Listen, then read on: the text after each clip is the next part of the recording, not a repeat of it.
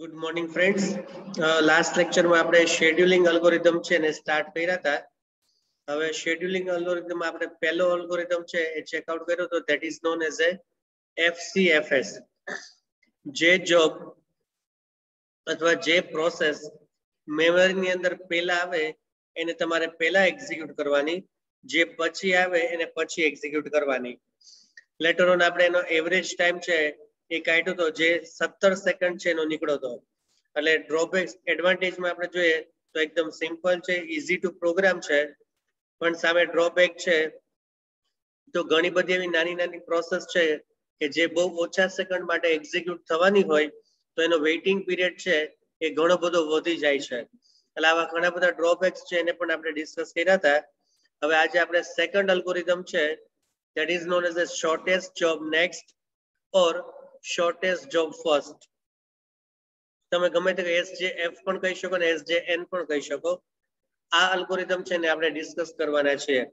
એટલે in short જે FCFS માં ડ્રોબેક્સ હતા એનું સોલ્યુશન છે એ ઘણા બધા અંશે આપણને અહીંયા મળી જશે.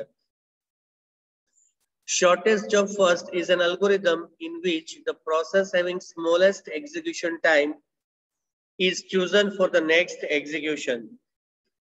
જે પ્રોસેસને ઓછામાં ઓછો ટાઈમ ડ્યુરેશન છે એક્ઝિક્યુશન માટે જોઈએ છે એવી પ્રોસેસ છે ને તમારે પહેલા સિલેક્ટ કરવાની, જેને મેક્સિમમ ટાઈમ જોઈએ છે એને પછી સિલેક્ટ કરવાની. એટલે સૌથી મોટો ઇશ્યુ શું છે અહીંયા કે પ્રોસેસને કેટલો ટાઈમ જોશે એનું આઈડેન્ટિફિકેશન કેવી રીતે કરવાનું. આ એક મેજર ક્વેશ્ચન છે કે જે પ્રોસેસ આવતી હોય એને 5 સેકન્ડ જોશે, 10 સેકન્ડ જોશે, આ બધું નક્કી કેવી રીતે થાય. જો એ નક્કી કરી શકાતું હોય તો ઓછામાં ઓછો એવરેજ વેઇટિંગ ટાઈમ છે તમને આ અલ્ગોરિધમ છે પ્રોવાઈડ કરશે. This scheduling method can be preemptive or non-preemptive. હવે preemptive અને non-preemptive નો મીનિંગ શું થાય છે? preemptive એટલે કેવી વસ્તુ જે કરન્ટલી અત્યારે મેમરીની અંદર એક્ઝિક્યુટ થાય છે અને એને તમે મેમરીમાંથી બહાર લઈ આવો, that is known as a preemptive. and non-preemptive means what? જે પ્રોસેસ અત્યારે કરન્ટલી રન થાય છે અને તમારે મેમરીમાંથી બહાર નહીં લેવાની, એ પૂરી થાય પછી તમારે બીજી પ્રોસેસ ચાલુ કરવાની, that is known as a non-preemptive. એટલે preemptive નો યુઝ ક્યારે કરાય? જ્યારે એક પ્રોસેસ કરન્ટલી રનિંગ મોડમાં છે અને કોઈ એવી પ્રોસેસ છે મેમરીમાં આવે છે કે જેને તમારે કમ્પલસરી પહેલા રન કરવી પડે એવું છે, તો કરન્ટલી જે રનિંગ પ્રોસેસ છે એને તમે શું કરો? પ્રીએમ્પ્ટ કરી નાખો, એટલે કે મેમરીમાંથી બહાર લઈ લો. અને જેની ડિમાન્ડ વધારે છે એવી પ્રોસેસ છે એને મેમરીમાં અંદર મૂકીને પહેલા એને એક્ઝિક્યુટ કરો. આ જે પ્રોસેસ કરો છો એને પ્રીએમ્પ્ટિવ પ્રોસેસ કહેવાય. It significantly reduces the average waiting time for other process awaiting execution. જે ઘણી બધી પ્રોસેસ અત્યારે વેઇટિંગ મોડમાં છે એ લોકોનો એવરેજ વેઇટિંગ ટાઈમ છે એ ઘટાડી દેશે. Now let us check a diagram એ કેવી રીતે વર્ક કરે છે. જો આપણી પાસે ચાર અલગ અલગ પ્રોસેસ છે P1 થી લઈને P4 સુધી. દરેકનો બર્સ્ટ ટાઈમ છે આપ્યો છે, એટલે કે કેટલા ટાઈમ માટે એક્ઝિક્યુટ થવાની છે એનો સેકન્ડ આપી છે. હવે સૌથી ઓછી છે કે સેકન્ડ છે એ P4 ની છે, એને ખાલી 3 જ સેકન્ડ માટે એક્ઝિક્યુટ થવાનું છે. એટલે જ્યારે આ ચાર પ્રોસેસ મેમરીમાં આવશે તેમાં સૌથી ઓછો જેનો બર્સ્ટ ટાઈમ એટલે કે એક્ઝિક્યુશન ટાઈમ હશે એને સૌથી પહેલા મેમરીની અંદર લાવવામાં આવશે. એટલે સૌથી પહેલા P4 છે એનું એક્ઝિક્યુશન થશે. પછી આવશે P1 નો ટર્ન, કારણ કે એને 6 સેકન્ડની રિક્વાયરમેન્ટ છે. પછી આવશે P3 નો ટર્ન જેને 7 સેકન્ડની રિક્વાયરમેન્ટ છે. અને પછી આવશે P2 નો ટર્ન જેને 8 સેકન્ડ છે એની રિક્વાયરમેન્ટ છે. એટલે ટોટલ 0 થી લઈને 24 સેકન્ડની અંદર તમારી બધી પ્રોસેસ છે એ એક્ઝિક્યુટ થઈ જશે. હવે તમે આનો જો P1 નો વેઇટિંગ ટાઈમ છે એને આઈડેન્ટિફાઈ કરો તો P1 છે ને ખાલી 3 સેકન્ડ છે એને માટે વેઇટ કરવું પડે. શું કામ કે P4 છે એ 3 સેકન્ડ માટે એક્ઝિક્યુટ થાય છે, તો એ 3 સેકન્ડ માટે એક્ઝિક્યુશન થઈ જાય પછી P1 નો છે એ ટર્ન આવી જાય છે. સામે P2 ની આપણે વાત કરીએ તો જો ફર્સ્ટ કમ ફર્સ્ટ સર્વ છે એનું એક્ઝિક્યુશન આપણે કરીએ, બરાબર, તો P1 ને તમે પહેલા રન કરો તો P2 ને 6 સેકન્ડ માટે વેઇટ કરવું પડે છે. અને આમ તમે અત્યારે જોવા જાવ તો P4 ની 3 સેકન્ડ P1 ની 6 એટલે 9 સેકન્ડ માટે એને વેઇટ કરવું પડે છે. પણ આપણે કમ્બાઇન્ડ એવરેજ વેઇટિંગ ટાઈમ છે એને આઈડેન્ટિફાઈ કરીએ ને તો આ વસ્તુ આપણા માટે થોડી ઈઝી થઈ જાય છે. હવે એનો કમ્બાઇન્ડ તમે એવરેજ વેઇટિંગ ટાઈમ આઈડેન્ટિફાઈ કરો તો 3 પછી 3 ને P1 માટે 3 આવશે કારણ કે P4 3 સેકન્ડ માટે એક્ઝિક્યુટ થાય છે એટલે P1 એ 3 સેકન્ડ માટે વેઇટ કરવું પડશે. એટલે 3 પછી 6 પછી 8 અને પછી 7 લાંબ જોવા તો 0 3 9 અને 16 બરાબર. આનો તમે ટોટલ કરો એટલે 16 ને 9 25 ને 3 28 ડિવાઇડેડ બાય 4 કરો એટલે 7 સેકન્ડ નો એવરેજ વેઇટિંગ ટાઈમ છે એ મળે તમને. જો અહીંયા તમારી સ્ક્રીનમાં જો અહીંયા P1 છે એનો એવરેજ વેઇટિંગ ટાઈમ છે એ 0 છે. P1 નો એવરેજ વેઇટિંગ ટાઈમ છે એ 3 છે. P3 નો 9 છે અને P2 નો 16 છે. એટલે 16 અને 9 25 પ્લસ 3 28 પ્લસ 0 એટલે 28 થાય. 28 ડિવાઇડેડ બાય તમે 4 કરો એટલે એવરેજ 7 સેકન્ડ માટે દરેક પ્રોસેસ છે એને વેઇટિંગ મોડ ની અંદર રહેવું પડે છે. એટલે અહીંયા વેઇટિંગ મોડ છે એને તમે રિડ્યુસ છે કરી શકો છો. હવે આગળ આપણે જોઈએ કે આમાં કેટલી વસ્તુ છે એનું રિપ્રેઝન્ટેશન છે. સૌથી પહેલો છે completion time. A time at which process completes is execution. એટલે પ્રોસેસ મેમરીની અંદર આવે અને આખો ટાસ્ક છે એને કમ્પ્લીટ કરે that is known as a completion time. Turn around time આગળ મેં વાત કરી એના જેવું જ. Time difference between completion time and arrival time, that is turnaround time equals to completion time minus arrival time. એટલે જોબ મેમરી ની અંદર આવે પૂરી થાય એટલે પૂરી થાય અને આવે છે એ બેનું તમે માઇનસ કરો એટલે તમને એનો ટર્ન અરાઉન્ડ ટાઈમ છે એ મળી જાય. પછી છે waiting time. Time difference between turn around time and the burst time. બરાબર. આપણે ટોટલ કેટલા સેકન્ડ માટે એક્ઝિક્યુટ કરવાનો છે અને ટર્ન અરાઉન્ડ ટાઈમ આપણો કેટલો આવ્યો આ બે વચ્ચેનો તમે ડિફરન્સ કાઢો એટલે તમને વેઇટિંગ ટાઈમ છે એ મળી જાય.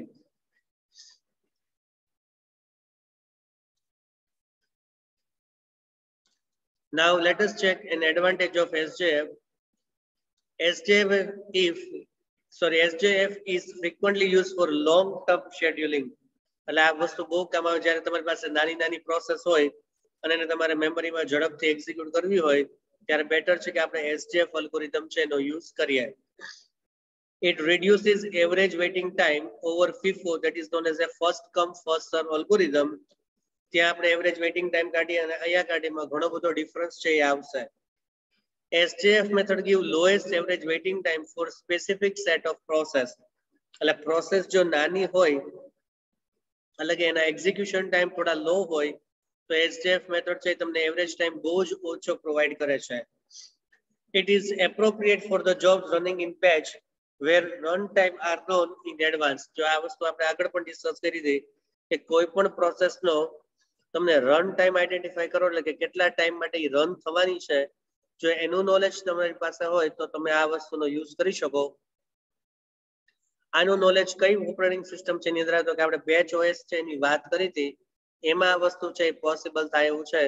એટલે બેચ ઓપરેટિંગ સિસ્ટમ હોય ત્યાં તમે SJF અલ્ગોરિધમ છે એને યુટિલાઇઝ કરી શકો. For the batch system of long-term scheduling, a burst time estimate can be obtained from a job description. હવે બેચ સિસ્ટમમાં લોંગ ટર્મ શેડ્યુલિંગ હોય તો તમે બર્સ્ટ ટાઈમ એટલે કે એને કેટલા ટાઈમ માટે એક્ઝિક્યુશન જોશે એ તમે જોબનું ડિસ્ક્રિપ્શન જોવો ને કે આ જોબમાં આપણે શું કરવાનું છે એના ઉપરથી તમે લમસમ એને આઈડેન્ટિફાઈ કરી શકો. પણ એક્યુરેટ આઈડેન્ટિફાઈ કરવું થોડું ટિપિકલ છે. For short term scheduling, we need to predict the value of next burst time. એટલે શોર્ટ ટર્મ હોય તો નેક્સ્ટ પ્રોસેસ છે એને કેટલી સેકન્ડ જોશે એ આપણે એઝમ્પશન કરવું પડે. Probably optimal with regard to average turnaround time. Average turnaround time પણ એ તમારો રિડ્યુસ કરે છે એટલે આ બધા એના એડવાન્ટેજ છે. Now let us check disadvantage અથવા cons and pros કહેવાય છે. Here are some drawback or cons of SJF algorithm. Job completion time must be known earlier, but it is hard to predict. જો હમણાં આગળ પણ આપણે વાત કરી હતી સેમ એ જ વસ્તુનું રિપ્રેઝન્ટેશન અહીં આવે છે કે કોઈ પ્રોસેસ છે એને કેટલો ટાઈમ લાગશે એને તમારે પ્રિડિક્ટ કરવું કે કેટલા ટાઈમ માટે એક્ઝિક્યુટ થશે એનું પ્રિડિક્શન કરવું એ બહુ ટિપિકલ છે. It is often used in a batch system for long term scheduling. એટલે બેચ પ્રોગ્રામિંગમાં લોંગ ટર્મ શેડ્યુલિંગ હોય ત્યારે તમે આનો યુઝ કરી શકો કારણ કે ત્યાં આપણને દરેકે દરેક પ્રોસેસનો કમ્પ્લીશન ટાઈમ છે એ આપણને આઈડેન્ટિફાઈ થઈ શકે છે. SJF can't be implemented for CPU scheduling for short term. It is because there is no specific method to predict the length of upcoming CPU burst. હવે CPU દરેક પ્રોસેસને CPU કેટલી વાર માટે જોશે એ તમે આઈડેન્ટિફાઈ ન કરી શકો જ્યારે તમે શોર્ટ ટર્મની વાત કરતા હોય ત્યારે. લોંગ ટર્મ માટે કોઈ ઇશ્યુ નથી પણ શોર્ટ ટર્મ માટે તમે CPU તમારી પ્રોસેસ છે ને CPU કેટલી વખત માટે જોશે એને તમે આઈડેન્ટિફાઈ કરી શકો નહીં એટલે આ પણ એનો એક ડ્રોબેક કહી શકાય. The algorithm may cause very long turnaround time or starvation. Long turn around time ક્યારે આવે જ્યારે પ્રોસેસને પૂરો કરવામાં ટાઈમ જાજો જાય. સ્ટારવેશન એટલે શું થાય પ્રોસેસ છે એ બધા રિસોર્સિસ છે એને ઓક્યુપાય કરીને રાખે અને પછી તમારા એક પણ ટાસ્ક છે એને પરફોર્મ કરવા ન દે. That is known as a starvation. Next requires knowledge of how long a process or job will run. સૌથી વધારે ટિપિકલ આઈડેન્ટિફાઈ કરવું કે કેટલી વાર માટે પ્રોસેસ કે જોબ છે એ રન થશે. It leads to starvation that does not reduce average turnaround time. It is hard to know the length of upcoming CPU request. Again, જે આગળ વાત કરી કે કોઈ પણ પ્રોસેસને જે આપણી પાસે ત્રણ રિસોર્સ છે IO, CPU અને મેમરી તો કયા રિસોર્સો કેટલી વાર યુઝ કરવાનો કેટલો ટાઈમ જોશે એને પ્રિડિક્ટ કરવું એ સૌથી વધારે ટિપિકલ છે. Elapsed time should be recorded that result in more overhead on the processor. કેટલા ટાઈમ માટે એક્ઝિક્યુટ થઈ ગઈ છે પ્રોસેસ એનું પણ તમારે રેકોર્ડિંગ કરો તો ફાયદો થાય પણ આ બધી વસ્તુ રેકોર્ડ કરવી એ ઘણી બધી ટિપિકલ હોય છે. એટલે આમ શોર્ટ પ્રોસેસ હોય તમારી પાસે નાની પ્રોસેસ તો બેટર છે કે તમે આ અલ્ગોરિધમ છે એનો યુઝ કરો. બેટર છે કે જ્યારે તમે બેચ ઓપરેટિંગ સિસ્ટમ એટલે ઘણી બધી જોબનું એકસાથે એક્ઝિક્યુશન કરતા હોય ત્યારે એક જોબની અંદર ઘણી બધી પ્રોસેસ છે એનું રિપ્રેઝન્ટેશન હોય આવો સિનારીઓ હોય ત્યારે તમે SJF અલ્ગોરિધમ છે એને યુટિલાઇઝ કરો એ આપણા માટે ફિઝિબલ રહેશે. Now let us check next algorithm known as a round robin algorithm. હવે આપણે જ્યારે અલગ ટાઈપ્સ ઓફ OS છે એની વાત કરી હતી ત્યારે એક OS છે એની આપણે વાત કરી that is known as a time sharing OS. Time sharing OS માં શેડ્યુલિંગ અલ્ગોરિધમ તરીકે રાઉન્ડ રોબિન અલ્ગોરિધમ છે એટલે કે રાઉન્ડ રોબિન શેડ્યુલિંગ અલ્ગોરિધમ છે એનો મેક્સિમમ યુઝ થાય છે. Round robin is a CPU scheduling algorithm where each process is assigned a fixed time slot in a cycle way. એટલે જેટલી પ્રોસેસ મેમરીમાં આવવાની છે એ દરેક પ્રોસેસને પ્રી-ડિફાઇન્ડ ટાઈમ છે એ આપી દેવાનો. ફોર એક્ઝામ્પલ આપણે એઝ્યુમ કરીએ કે દરેક પ્રોસેસને તમે 5 સેકન્ડ આપો છો. જો 5 સેકન્ડમાં પ્રોસેસ એક્ઝિક્યુટ થાય તો કોઈ ઇશ્યુ નથી. ન થાય તો બાકીની જેટલી પ્રોસેસ હજી બાકી છે એનો જે ક્યુ બન્યો છે એટલે કે એની જે લાઈન છે એની પાછળ તમારે ફરી પાછું એડ થઈ જવાનું અને નેક્સ્ટ ટાઈમ તમારો ટર્ન આવે એટલે જ્યાંથી તમારી પ્રોસેસ બાકી રહી હતી ત્યાંથી એનું એક્ઝિક્યુશન છે તમારે ચાલુ કરવાનું. It is simple, easy to implement and starvation free as all process get fair share of CPU. જો આગળ જે ઇશ્યુ હતો SJF માં એ ઇશ્યુ અહીંયા જરાય નહીં આવે. જેટલી પ્રોસેસ મેમરીમાં આવવાની છે ને આ દરેકે દરેક પ્રોસેસ છે એને તમારે CPU નું એલોકેશન આપી દેવાનું છે કારણ કે દરેક પ્રોસેસર તમે પ્રી ડિફાઇન્ડ ટાઈમ સ્લોટ આપો છો એટલે જેટલો ટાઈમ સ્લોટ એને મળશે એટલામાં એને બધા રિસોર્સ આઈડેન્ટિફાઈ કરી લેવાના છે. મેમરી છે, IO છે અને CPU છે. એટલે ક્યારેય એવું નહીં બને કે કોઈ પ્રોસેસ CPU છે ને હાયર કરી લે પછી CPU કોઈને આપે જ નહીં, CPU ને રિલીઝ જ નહીં કરે કારણ કે અહીંયા ટાઈમ સ્લોટ જેવો પૂરો થશે એટલે પ્રોસેસ ઓટોમેટિક મેમરીમાંથી બહાર નીકળી જશે. One of the most commonly used technique in CPU scheduling is a core. CPU scheduling અલ્ગોરિધમના બેઝિક તરીકે સૌથી વધારે જો કોઈ અલ્ગોરિધમનો યુઝ થતો હોય તો આનો થાય છે. It is preemptive as processor assign CPU only for a fixed slice of time at most. અને આને preemptive એટલે કહેવાય છે કે તમારો ટાઈમ સ્લોટ પૂરો થાય એટલે ઓટોમેટિક CPU અને બાકી બધા રિસોર્સિસ છે એ પ્રોસેસ પાસેથી પાછા લઈ લેવામાં આવે એટલે એને preemptive કહેવાય છે. The disadvantage of it is more overhead of context switching.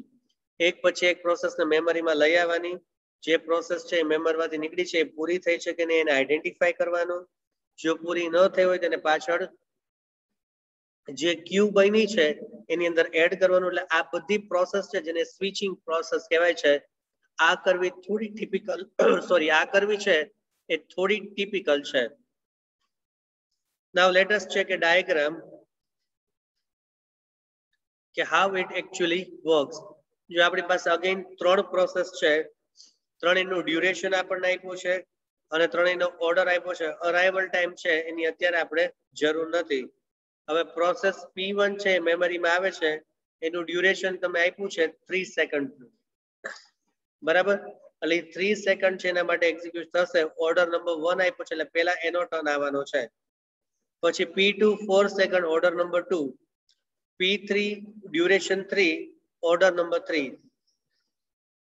હવે ટાઈમ ક્વોન્ટમ છે એ 1 યુનિટ આપ્યો છે તમને, બરાબર. હવે ટાઈમ ક્વોન્ટમ 1 યુનિટ આપ્યો હોય એટલે ડ્યુરેશન કોડો તમે. ટાઈમ ક્વોન્ટમ એટલે ડ્યુરેશન. દરેક પ્રોસેસ 1 સેકન્ડ માટે કે 1 યુનિટ માટે મેમરીની અંદર આવે છે. હવે સૌથી પહેલા તમે P1 ને લ્યો એટલે આ ડ્યુરેશન 3 સેકન્ડ છે, એમાંથી 1 સેકન્ડનું એક્ઝિક્યુશન થાય એટલે 2 સેકન્ડ બાકી રહે. પછી P2 મેમરીમાં આવે, 4 માંથી 1 સેકન્ડ એક્ઝિક્યુટ થાય, 3 સેકન્ડ છે એ બાકી રહેશે. પછી P3 છે એ મેમરીની અંદર આવે, 1 સેકન્ડ એક્ઝિક્યુટ થાય, 2 સેકન્ડ બાકી રહે. અગેન P1 ની 2 સેકન્ડ બાકી છે, 3 માંથી 1 છે એને આપણે અહીંયા એક્ઝિક્યુટ કરી લીધી છે. 3 સેકન્ડ બાકી છે, 3 માંથી 2 બાકી છે એટલે 1 સેકન્ડ ફરી પાછું એક્ઝિક્યુટ થાય. આની 3 બાકી છે એટલે ફરીવાર 1 સેકન્ડ, આની 2 બાકી છે એટલે ફરીવાર 1 સેકન્ડ. હવે P1 ની 1 જ સેકન્ડ બાકી છે એટલે P1 નું એક્ઝિક્યુશન થશે એટલે P1 છે એનો ટાસ્ક પૂરો થશે. P2 છે એની 2 સેકન્ડ છે એટલે હજી 1 સેકન્ડ બાકી રહેશે. P3 ની 1 જ સેકન્ડ બાકી છે એટલે P3 નું એક્ઝિક્યુશન થઈ જશે. ફાઇનલી P2 લાસ્ટ ની અંદર મેમરીની અંદર આવશે એટલે P2 પણ પોતાનું એક્ઝિક્યુશન છે એ કમ્પ્લીટ કરશે. એટલે આમ જોજો 3, 3, 6, 3, 9 અને 10 અલગ અલગ સ્લોટ ની અંદર તમારી 3 પ્રોસેસ છે એ એક્ઝિક્યુટ થઈ ગઈ. હવે P1 છે એનો વેઇટિંગ ટાઈમ કેટલો આવે તો P1 નો વેઇટિંગ ટાઈમ તમે આઈડેન્ટિફાઈ કરી શકો. P2 ની 1 સેકન્ડ, P3 ની 1, P2 ની 1 અને P3 ની 1, ટોટલ 4 સેકન્ડ આવે. P2 નો વેઇટિંગ ટાઈમ આપણે ગણીએ, P1 ની 1, 2, 3, 4, 5 અને 6, બરાબર. એટલે ટોટલ 6 સેકન્ડ માટે. P3 2 સેકન્ડ અહીંયા, 2 સેકન્ડ અહીંયા અને 2 સેકન્ડ અહીંયા. એટલે બધાનો એવરેજ વેઇટિંગ ટાઈમ છે 6 ને 6 12 ને 4 16. 16 ડિવાઇડેડ બાય 3 કરો એટલે એપ્રોક્સ 5.33 નો તમારો એવરેજ વેઇટિંગ ટાઈમ છે એ પ્રોવાઈડ થાય. એટલે SJF કરતા પણ તમને અહીંયા થોડો ઓછો એવરેજ વેઇટિંગ ટાઈમ છે એ મળે છે. આ ટાઈમ ક્વોન્ટમ છે ને સૌથી વધારે ઇમ્પોર્ટન્ટ છે. દરેકે દરેક પ્રોસેસ કેટલી સેકન્ડ માટે એક્ઝિક્યુટ થવાની છે એનું આ રિપ્રેઝન્ટેશન છે. હજી જો આપણે ટાઈમ ક્વોન્ટમ 1 સેકન્ડ રાખ્યો છે, આને તમે 3 સેકન્ડ છે એની અંદર કન્વર્ટ કરી નાખો ને તો આ પ્રોસેસનો એવરેજ વેઇટિંગ ટાઈમ હજી પણ ઘટી જાય. P1 3 સેકન્ડ માટે એક્ઝિક્યુટ થાય, P2 મેમરીમાં આવે એ પણ 3 સેકન્ડ માટે એક્ઝિક્યુટ થાય એટલે એની એક બાકી રહેશે. P3 છે એ 3 સેકન્ડ માટે એક્ઝિક્યુટ થાય એટલે P1 ને P3 પૂરા થઈ ગયા. નેક્સ્ટ વાર તમે P2 છે એની 1 સેકન્ડ એક્ઝિક્યુટ કરી લો એટલે આ 4 સ્ટેપમાં તમારી આખી પ્રોસેસ છે એનો ટાસ્ક પૂરો થઈ જાય. અને હવે તમે એવરેજ વેઇટિંગ ટાઈમ કેલ્ક્યુલેટ કરો તો અત્યારે જે આવ્યો છે એના કરતા પણ ઓછો આવે. એટલે આ ટાઈમ ક્વોન્ટમ છે એટલે કે ડ્યુરેશન, દરેકે દરેક પ્રોસેસ કેટલી સેકન્ડ માટે એક્ઝિક્યુટ થશે આ ડ્યુરેશન છે ને સૌથી વધારે ઇમ્પોર્ટન્ટ છે. જો ડ્યુરેશન નો આઈડિયા આવી જાય ને તો બાકી બધી વસ્તુ આપણા માટે એકદમ ઈઝી છે. Now let us check advantage and disadvantage of time sharing OS.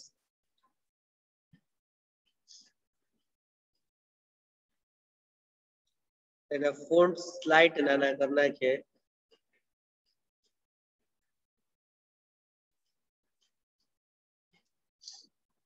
ચાલો નંબર 1 છે the fairness since there is a fairness એટલે કે આમ લાઈવ જેવું છે. since every process gets equal share of CPU દરેકે દરેક પ્રોસેસ ને એને CPU છે એ મળવાનું જ છે. બરાબર આગળ એવું જોયું તો આપણે કે અમુક એવી પ્રોસેસ હોય CPU ને હાયર કરી લે. અહીંયા એ ઇશ્યુ નથી.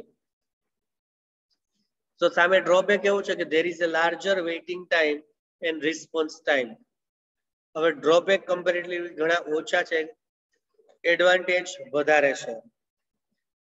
The newly created process is added to the end of ready queue. There is a low throughput. Throughput એટલે શું કે પ્રોસેસ છે મેમરી ની અંદર આવે પછી આગળની બધી પ્રોસેસ છે એ પૂરી થાય પછી એનો ટર્ન છે એ આવે છે, એટલે એને લો થ્રુપુટ છે તમે કહી શકો. Number 3, round robin scheduling generally employs time sharing, giving each job a time slot for a quantum. There is a context switching. હમણાં આપણે આગળ વાત કરી કે તમે દરેકે દરેક જોબ ને અથવા દરેકે દરેક પ્રોસેસ ને પ્રીડિફાઇન્ડ ટાઈમ સ્લોટ આપો એટલે એ બધી ફેરવવાનું કે આ પ્રોસેસ મેમરીમાં આવી, આ પ્રોસેસ મેમરીમાંથી ગઈ, આ પૂરી થઈ, આ બાકી છે, આ બધી વસ્તુ કરવી થોડી ટિપિકલ છે. While performing round robin scheduling, a particular time quantum is allocated to a different job. આ advantage છે અને સારો છે. Gantt chart seems to come too big if quantum time is less for scheduling. For example, 1 millisecond for a big scheduling. હવે કોઈ scheduling છે હમણાં મેં વાત કરી જો ક્વાર્ટર ટાઈમ આપણે 1 સેકન્ડ રાખ્યો હતો તો શું થાય આનો જે આખો જેન્ટ ચાર્ટ ક્રિએટ થાય ને હમણાં આપણે જોયું કે 10 સ્ટેપનો ચાર્ટ બન્યો હતો તો એ ચાર્ટ છે ને મોટો થતો જાય જેમ પ્રોસેસ છે ને વધતી જાય પણ ટાઈમ ક્વોન્ટમ જો તમે વધારો તો જેન્ટ ચાર્ટ છે ઓછો થાય એટલે લેસ કોમ્પ્લેક્સ છે એ થઈ જાય.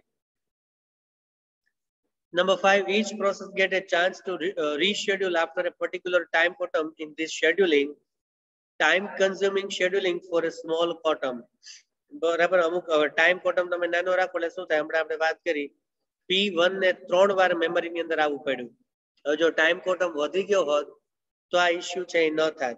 એટલે આમ જોવા જાવ તો સૌથી વધારે એડવાન્ટેજ શું છે કે દરેકે દરેક પ્રોસેસને CPU મળે છે અને પોતાની રીતે એક્ઝિક્યુશન કરે છે એટલે સ્ટારવેશન થવું, હેંગિંગ સિચ્યુએશન આવી આવા કોઈ ઇશ્યુ નથી થતા. સામે પ્રશ્ન એ છે કે ટાઈમ ક્વોન્ટમ જેમ જેમ ઘટતો જાય છે એમ તમારું જેન્ટ ચાર્ટ છે એ વધતો જાય છે. એટલે આ બધી વસ્તુને આમ તમે ઓર કેલ્ક્યુલેશન કરો ને તો એડવાન્ટેજ છે એનું પલ્લું થોડું કમ્પેરેટિવલી ભારે છે કમ્પેરેટિવલી ડ્રોબેક કરતા. હવે આપણે લાસ્ટ અલ્ગોરિધમ જોવાનો છે that is known as a priority scheduling algorithm. Priority scheduling is one of the most common scheduling algorithm in a batch system. Each process is assigned a priority. હવે શું થાય આમાં first કમ first સર્વ નહીં, shortest job next નહીં, એવું કાંઈ જ નહીં. તમે પ્રોસેસ મેમરીમાં આવે એટલે તમારે મેન્યુઅલી દરેકે દરેક પ્રોસેસ છે ને એને વધારાની કોલમ વાઇઝ પ્રાયોરિટી આપી દેવાની અને જેની પ્રાયોરિટી હાઈ હશે એ પ્રોસેસ પહેલા રન થશે, જેની પ્રાયોરિટી લો હશે એ પ્રોસેસ છેલ્લી રન થશે. એટલે જે પ્રોસેસ મેમરીમાં પહેલી આવી હોય એનો વારો કદાચ છેલ્લો આવે અને છેલ્લી આવી હોય એનો વારો પહેલા આવે એવી અહીંયા પોસિબિલિટી છે. Process with highest priority is to be executed first and so on. Process with the same priority are executed on first come first serve basis. હવે આવું પણ મને કે ઘણી બધી પ્રોસેસ છે એની પ્રાયોરિટી સરખી થઈ જાય તો જે પહેલી મેમરીમાં આવી છે ને તમારે પહેલા એક્ઝિક્યુટ કરવાની. Priority can be decided based on memory requirement, time requirement or any other resource requirement. ને પ્રાયોરિટી ડિસાઇડ કેવી રીતે થાય છે કે તમારી જોબની રિક્વાયરમેન્ટ શું છે એના બેઝ ઉપર પ્રાયોરિટી છે એ ડિફાઇન થાય છે. Let us check how it's implemented. હવે સૌથી પહેલા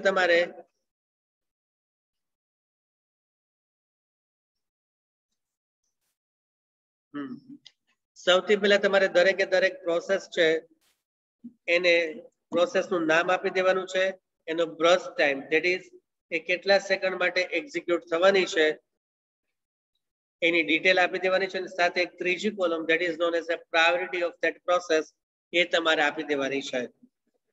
પછી સ્ટેપ નંબર 2 છે sort the process burst time and priority according to the priority. એટલે પ્રાયોરિટી પ્રમાણે એને તમારે શોર્ટિંગ ઓર્ડરમાં ડિફાઇન કરી દેવાની.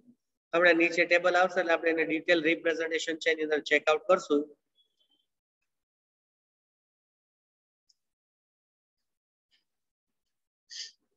And then step number 3, now simply apply FCFS algorithm. જો પ્રાયોરિટી સરખી થાય તો FCFS છે, જો પ્રાયોરિટી સરખી ન હોય તો પણ તમારે FCFS જ ચલાવવાનું છે. રીઝન શું છે કે તમે પ્રાયોરિટી છે એ ડિફાઇન કરી દીધી છે. હવે જો પ્રાયોરિટી છે ને બે રીતે તમે ડિફાઇન કરી શકો. નંબર 1 છે 0 છે ને તમે હાઈ પ્રાયોરિટી આપો અથવા 2 ને હાઈ આપો. હવે દરેક OS ઉપર ડિપેન્ડ છે કે કોને હાઈ પ્રાયોરિટી આપવી અને કોને લો પ્રાયોરિટી આપવી. અત્યારે આપણે એઝ્યુમ્પશન એવું કર્યું છે કે જે પ્રોસેસ છે એની પ્રાયોરિટી લો છે, એટલે કે આપણે એસેન્ડિંગ ઓર્ડરની વાત કરીએ તો 0 થી શરૂ થાય છે અને આપણે હાઈ આપી છે, અને જેની પ્રાયોરિટી હાઈ છે ધેટ ઇઝ નોન એઝ અ 2 એને આપણે લો પ્રાયોરિટી ગણી છે. એટલે અત્યારે શું થશે, કરન્ટલી પ્રોસેસ P2 છે એ મેમરીની અંદર પહેલા એક્ઝિક્યુટ થશે, પછી P3 થશે અને પછી P1 છે એનું રિપ્રેઝન્ટેશન થશે.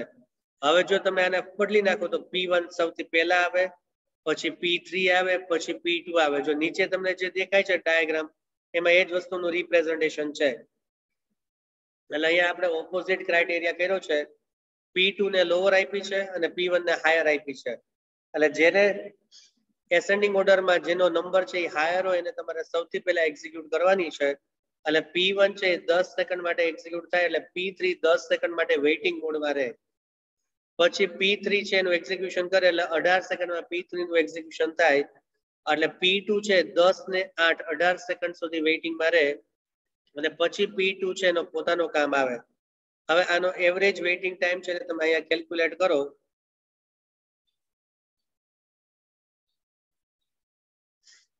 Average waiting time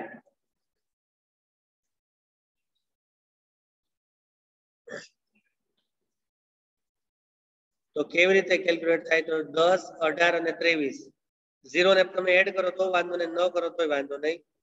10 plus 18 plus 23 divided by 3 કરી નાખવાનું, એટલે 28 પ્લસ 23 બરાબર. 28 અને 20 48 પ્લસ 3 53 51 ડિવાઇડેડ બાય 3 એટલે 17, એટલે 17 3 is 51 થાય, એટલે એવરેજ વેઇટિંગ ટાઈમ તમને 17 સેકન્ડનો મળી ગયો. અને જે આપણે FCFS માં જોયું હતું somehow એવો જ કંઈક ટાસ્ક છે તમને અહીંયા પણ જોવા મળશે. એટલે અહીંયા પણ એવરેજ વેઇટિંગ ટાઈમ છે એ વધે છે. એટલે ચાલ અલ્ગોરિધમ છે એનું તમે કમ્પેરિઝન કરો ને તો SJF અને રાઉન્ડ રોબિન છે ને એમાં એવરેજ વેઇટિંગ ટાઈમ ઓછો આવે છે, જ્યારે FCFS અને પ્રાયોરિટી છે એમાં એવરેજ વેઇટિંગ ટાઈમ છે એ વધારે આવે છે. A major problem with priority scheduling is indefinite blocking or starvation. Again, અહીંયા કોઈ પણ પ્રોસેસ છે એ તમારું CPU છે એને લઈ શકે એવો ઇશ્યુ છે.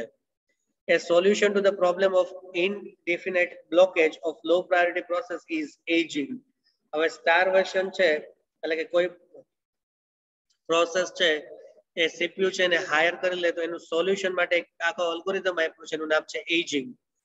Aging is a technique for gradually increasing the priority of process that wait in a system for a long period of time. Aging શું કરે છે, કરન્ટલી પ્રોસેસ ને જે પ્રાયોરિટી આપી હોય ને એમાં એની પ્રાયોરિટી છે ને એને ઇન્ક્રીઝ કરે. એટલે જેવી પ્રાયોરિટી ઇન્ક્રીઝ થાય એટલે રનિંગ પ્રોસેસ અને કરંટ પ્રોસેસ એટલે કે જે મેમરીની અંદર અત્યારે વેઇટિંગ મોડમાં છે આ બેની પ્રાયોરિટી છે ને કમ્પેર થાય. હવે કરન્ટલી વેઇટિંગમાં જે પ્રોસેસ છે એની પ્રાયોરિટી હાયર નીકળે એટલે શું થાય, એ પ્રોસેસ તમારે મેમરીમાં લેવાની. જેમ પ્રોસેસ મેમરીમાં છે જેને બધું સ્ટાર્વેશન એટલે કે બ્લોક કરીને બધું રાખ્યું છે એને મેમરીમાંથી તમારે બહાર કાઢી લેવાની.